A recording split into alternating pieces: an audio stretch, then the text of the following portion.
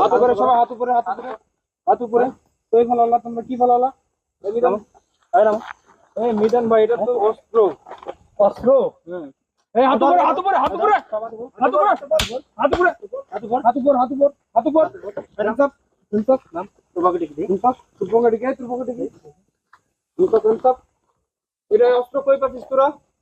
অস্ত্র কই পাচ্ছিস? এই অস্ত্র তো কই যাস তোরা? এই অস্ত্র কই যাস? এ মারা দরকার, এদিকে নিয়ে আসো, এদিকে নিয়ে আসো, এখানে নিয়ে আসো। এই স্যারের কাছে নিয়ে যান, স্যারের কাছে নিয়ে যান। এখানে আসো, এখানে আসো। সব লাইন আপ, হাত উপর। এই তোরা অস্ত্র কই পাচ্ছিস? তুমি কই থেকে আসছো? এখানে, এখানে আসো, এখানে আসো, এখানে আসো, এখানে, এখানে আসো, এখানে আসো, এখানে আসো। এই তুমি সামনে আসো। ওর নাম কি? স্যার মোহাম্মদ বাড়ি কোথায়? নাজিরপুরে। তোমার বাড়ি কোথায়? তোমার নাম কি? তোমার নাম কি? তোমার নাম কি? মমিদুল। তোমার এই পিস্তল পাইলে পাইছো কই? পিস্তল কই পাইছো? স্যার এটা আমরা হচ্ছে কিনে আনবো। কিনে আনছো? এটা কি অরিজিনাল পিস্তল? জি স্যার। অরিজিনাল পিস্তল? গুলি বার হয়? জি স্যার।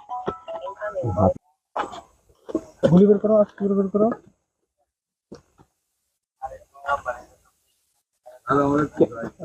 এটা কি অরিজিনাল পিস্তল? না স্যার, এটা হচ্ছে স্যার খেলনা পিস্তল। খেলনা পিস্তল? অরিজিনাল পিস্তল গুলো কিসের জন্য?